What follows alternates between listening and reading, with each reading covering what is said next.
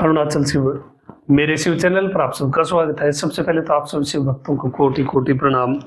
इस वीडियो में हम बात करेंगे शिव पूजा में महत्वपूर्ण समयों में से एक या शिव पर्व में से एक, और ऐसा समय जिसमें किया गया दान पूरे त्रिलोकी को दान करने जितना पुण्य देने वाला है। उन विशेष समयों में से एक आद्रा नक्षत्र के बारे में। आद्रा नक्षत्र शिव पूजा के लिए बहुत अधिक महत्वपूर्ण है, और जो शिव भक्त बहुत पहले से जुड़े हैं वो इसकी इम्पोर्टेंस जानते हैं। और आद्रा नक्षत्र पर हर आद्रा नक्षत्र को शिव भक्त सदैव शिव पूजन करते हैं, लिंगार्चन करते हैं। अब की बार जो चैत्र मास में आद्रा नक्षत्र व्याप्त है वो बहुत विशेष है, और आप सभी शिव भक्तों को विशेष द्रव्य में बताने जा रहा हूँ। जिस प्रकार से हमारे स्वामी है अभिषेक प्रियाय नमः, वैसे ही हमारे स्वामी के भक्त भी अभिषेक प्रियाय नमः बन गए हैं। उन्हें अभिषेक करने में जो आनंद प्राप्त होता है वो किसी अन्य चीज में प्राप्त नहीं होता, इसलिए अभिषेक का वो प्रतीक्षा करते रहते हैं कि किस विशेष द्रव्य से कैसे हम अभिषेक करें। तो इस विशेष चैत्र मास में आद्रा नक्षत्र के दिन हम कुछ विशेष अभिषेक करने वाले हैं। आप पूरी लिस्ट नोट डाउन कर सकते हैं और फिर उसके अकॉर्डिंग आप अरेंजमेंट कर सकते हैं द्रव्यों का। तो सबसे पहले बात करते हैं कि आद्रा नक्षत्र है कब। 4 अप्रैल शुक्रवार के दिन पूरा दिन आद्रा नक्षत्र व्याप्त रहेगा। 4 अप्रैल शुक्रवार को पूरा दिन ही आद्रा नक्षत्र व्याप्त है। तो पूरे दिन में कभी भी आप शिव पूजन कर सकते हैं, प्रातः काल भी कर सकते हैं और प्रदोष काल में भी कर सकते हैं। जब आपकी इच्छा हो तब आप 4 अप्रैल शुक्रवार को शिव पूजन कर सकते हैं। बात करते हैं सबसे पहले अभिषेक के बारे में, क्या विशेष करना चाहिए। तो जो सबसे पहला जो द्रव्य होगा शिव पूजा के लिए, नोट डाउन कर लीजिए, होगा चंदनादि तैलम। जो चंदनादि तैलम है, जिन शिव भक्तों के पास नहीं है मेरे शिव.com से, मेरे शिव.in से मंगवा सकते हैं चंदनादि तैलम। और जिनके पास है वो उसकी इंपॉर्टेंस जानते होंगे, कितना अद्भुत वो तैलम है। शिव पूजा में इसकी बहुत अधिक महत्ता है, शिव पूजा में इसकी बहुत ज्यादा इंपॉर्टेंस है।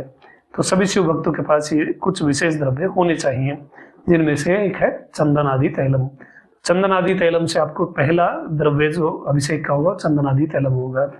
दूसरा जो अभिषेक द्रव्य होगा वो अभिषेक पाउडर होगा, जिसे तिरुमंजनम के नाम से भी जाना जाता है।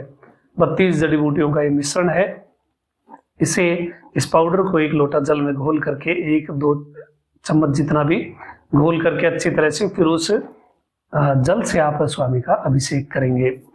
इसके उपरांत गाय के दूध से आपको स्वामी का अभिषेक करना है। गाय के दूध के बाद दही से आपको भगवान का अभिषेक करना है।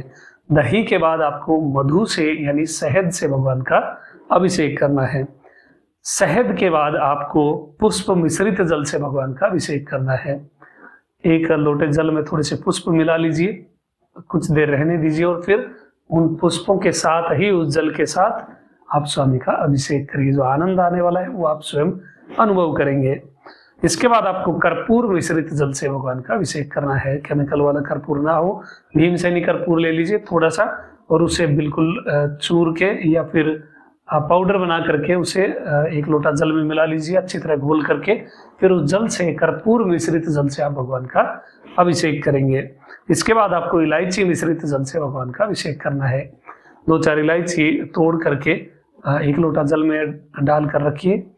1-2 घंटा छोड़ते हैं। ये सब द्रव्य यदि 1-2 घंटा पहले आप जल में छोड़ते हैं तो पूरे अच्छी तरह से घुल जाते हैं, तो जल की महत्ता बढ़ जाती है। इस इलायची मिश्रित जल से स्वामी का अभिषेक करें। इसके बाद आपको अगरू मिश्रित जल से भगवान का अभिषेक करना है। अगरू बहुत महत्वपूर्ण है देवी पूजा में भी और शिव पूजा में भी।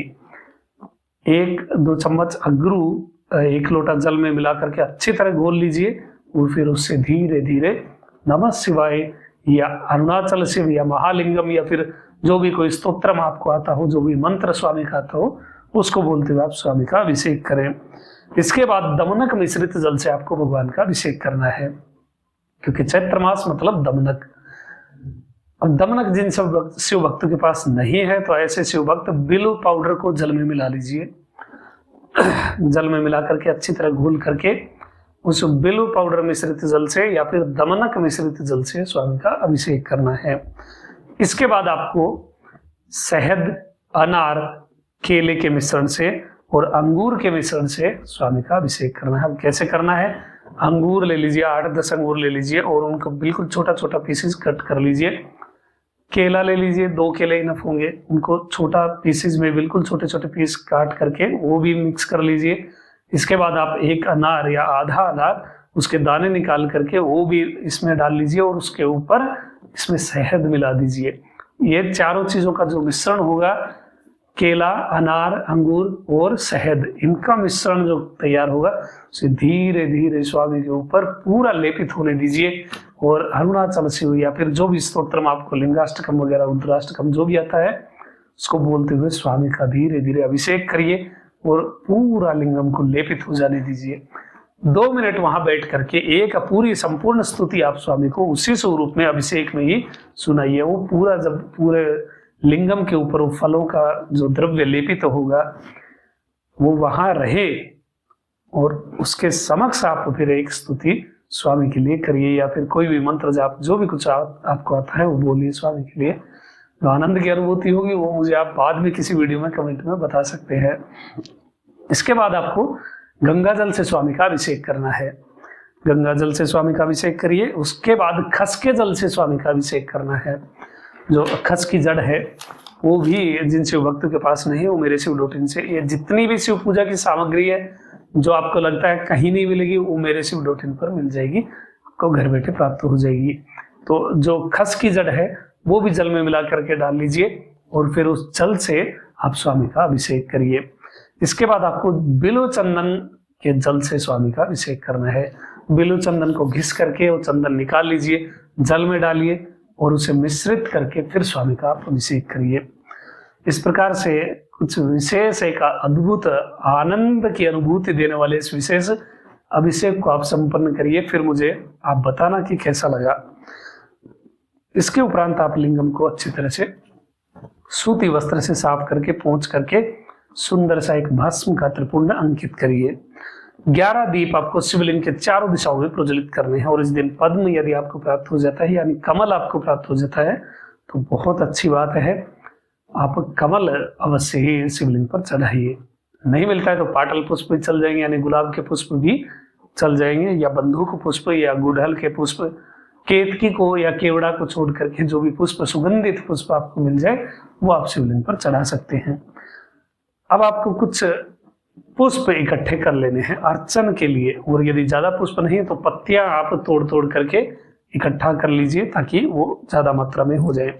और चैत्र मास के जो विशेष नाम है शिव के लिए, हमारे स्वामी के लिए, देखिए माघ मास में अलग नामों से शिव पूजा होती है, फाल्गुन मास में अलग नामों से शिव पूजा होती है और चैत्र मास में अलग नामों से शिव पूजा होती है।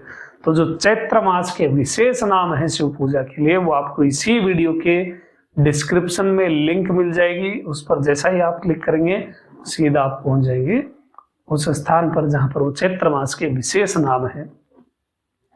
उन नामों को आप बोलते हुए और चैत्र मास के नामों से आप स्वामी का पुष्प अर्चन करिए। पाटल पुष्पों से, गुलाब के पुष्पों से, कमल के हों तो बहुत अच्छी बात है। बिलपत्र इतने सारे मिल जाए तो अद्भुत है, और बिलपत्र ना मिले, पुष्प भी ना मिले, कुछ भी ना मिले तो बिल्व का जो पाउडर है वो ले लीजिए या फिर दमनक का पाउडर ले लीजिए और थोड़ा थोड़ा ऐसे चुटकी भर लेकर के आप एक एक नाम के साथ स्वामी पर चढ़ाइए।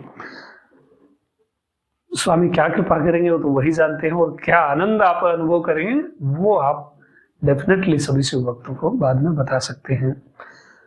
इस प्रकार से आप पुष्प अर्चन या दमनक अर्चन या फिर बिल्व पत्र पाउडर अर्चन या बिल्व पत्र अर्चन आप कर सकते हैं। जो भी आपको मिल जाए उससे आप कर सकते हैं।